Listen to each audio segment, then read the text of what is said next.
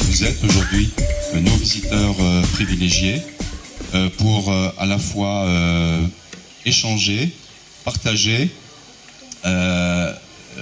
et découvrir aussi des travaux qui ont été réalisés par vous-même, des travaux qui s'inscrivent dans le cadre de projets éducatifs, des travaux qui représentent un aboutissement entre le musée, qui est un point de rencontre, des élèves, des équipes pédagogiques, je voulais des intervenants. remercier très chaleureusement les enseignants qui ont accepté de se lancer dans cette aventure, parce que c'est toujours énormément de boulot.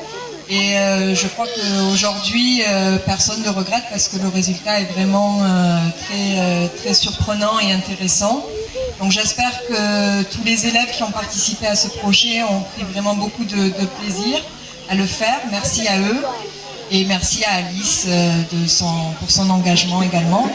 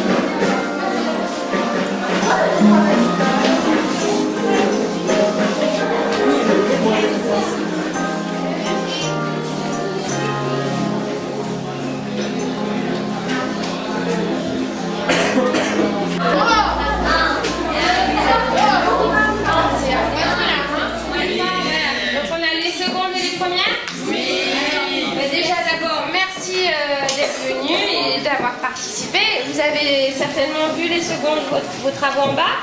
Voilà, donc on a fait l'expo. Et puis ici, on va retrouver plus le travail des premières. Donc on devait travailler sur la conception d'un emballage pour mon service d'assiette que vous n'aviez pas encore vu, donc je vous le présente. Et donc vous vous souvenez qu'on était parti, que j'étais partie du service de la collection du musée.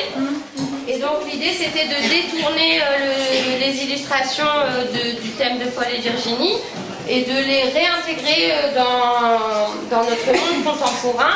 Et voilà, essayer d'imaginer quels seraient les décors si Paul et Virginie avaient vécu leur amour ici, maintenant, à La Réunion. Donc on reconnaît ici, vous aviez visité le musée Lambert, vous connaissez un peu le roman, donc les scènes, l'enfance, la danse, le passage du torrent, Maëlle Lebondonnet qui arrive avec la lettre pour dire que Virginie doit partir, les adieux et puis la mort. Donc là l'idée c'était soit de changer des éléments du décor de l'illustration originale, comme ici par exemple, à l'origine on avait une case en tôle, ici c'était un papayer. Donc j'ai remplacé les éléments par des éléments contemporains. Ou alors deuxième possibilité, c'était de prendre les personnages, donc les détourer, j'ai fait tout le travail sur Photoshop et les inclure dans un décor urbain. Par exemple là on a l'illustration originale, donc ils sont plutôt dans un contexte de nature, puisque le roman c'est un peu l'exaltation de la nature. Et puis là, on est carrément dans un espace clos, plus d'horizon, urbain. Et là, on voit même en fait Domingue qui fait de la musique. L'idée aussi, c'était que mon assiette s'inspire d'une assiette en carton, alors qu'elle est en porcelaine. Et on savait que le service, lui là-haut, original en faïence, voulait imiter la porcelaine. Donc j'ai fait un peu à contre-courant le projet. Alors ensuite j'ai proposé une version photo-céramique où on transfère une photo et puis une version avec un décor plus traditionnel en bleu et blanc qu'on retrouve souvent dans la culture chinoise et puis dans les faïenceries royales qui soit à la fois qui protège mais qui présente. Donc on a ici quelques vos planches, des élèves, des propositions qui ont été faites. Elles sont pas toutes là, on a fait une petite présélection. Et puis ensuite, on a fusionné 2 projets qui nous a donné en fait le concept de cet emballage qui a été réalisé par les ébénistes de Rochemel. Donc vous ne l'aviez pas encore vu pour ceux qui... Donc il est réalisé en médium. Donc ici c'est du médium et puis des essences de bois différentes. Voilà, donc là du coup on arrive, donc on est toujours un peu sur la base d'un prototype, il y a certainement des choses à améliorer, mais on arrive sur un objet déjà d'une qui est esthétique, qui est quand même beau, qui fonctionne presque en autonomie, et puis on a le côté aussi donc présentoir qui peut valoriser les assiettes. Voilà. Donc je suis super contente de ce que vous avez fait, autant des lycéens de Rochemaigre que de ceux qui ont réalisé la conception. Donc je vous remercie encore, bravo, ça a vraiment fait fureur. Plus artistique, plus en installation. Donc là il y a juste plutôt une fonction de mémoire. En fait vous avez parlé, donc quand on s'était vu la première fois, que ce fusil donc, qui faisait partie de la collection m'avait beaucoup intrigué, surtout qu'on ne le voyait pas forcément dans le musée, parce qu'il y a toute une partie qui est conservée à l'abri des regards, et j'avais envie de le remettre un petit peu à la vue des gens. Donc ici vous avez le fusil original de la collection, donc, qui est le fusil de Mussard, qui était chasseur de marron, donc chasseur d'hommes, c'est la chasse à l'homme.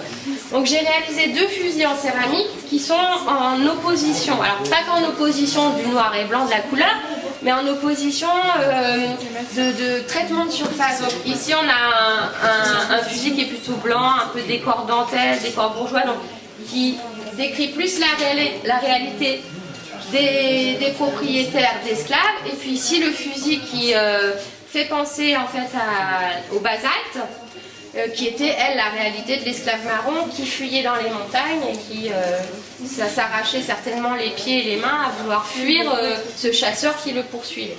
Et puis comme effectivement dans la chasse, souvent les chasseurs affichent leurs trophées, leur tête de cerf, leur tête de biche. Et donc là, comme les corps des animaux ont pris place au corps des hommes, puisque c'était effectivement une chasse à l'homme, donc les trophées, qu'on appelle aussi des massacres, ne sont plus des éléments de corps animal, mais des éléments de corps humain. Voilà. Donc je pense que vous avez compris que c'est pas du tout pour faire un hommage à François Mussard, mais plutôt pour faire un hommage aux victimes de ce tueur. Voilà, parce qu'il aurait tué plus de 350 personnes quand même. Et ce fusil lui a été offert par le roi pour le remercier de son efficacité à tuer des hommes. Donc c'est une histoire moi, qui m'a un peu gelé Voilà, donc j'avais envie d'en parler. Donc c'est pour ça qu'on retrouve aussi des éléments, un cœur humain. Et puis à côté, la carrossée, on dirait presque qu'il est en train de fondre. C'est un service qui a vécu, qui est cabossé. Et donc sur ce service, j'ai inscrit en fait en lettres d'or des prénoms que vous reconnaissez ces prénoms. Est-ce que ça vous évoque quelque chose? Enchin, Mafac, ça vous dit rien? Alors c'était des esclaves marrons en fait. Oui. Bravo. L'idée, c'était de leur rendre hommage en les réhabilitant sur un service qu'ils n'auraient jamais pu posséder. Voilà, avec toujours cette petit clin d'œil à la main. Les madeleines sont mangeables. Et la madeleine, je suis contente qu'on me pose la question. Alors la madeleine, en fait, elles sont mangeables, c'est des vraies madeleines. Et en fait, pour moi, la madeleine, en fait, ça évoque, c'est une métaphore de la mémoire. En fait, je ne sais pas si vous avez étudié le Proust. Voilà la madeleine de Proust. Donc dans ce roman du côté de chez Swann, où en fait il croque à chaque fois dans cette madeleine, il se remémore le passé. Voilà, donc c'est une petite métaphore. Voilà.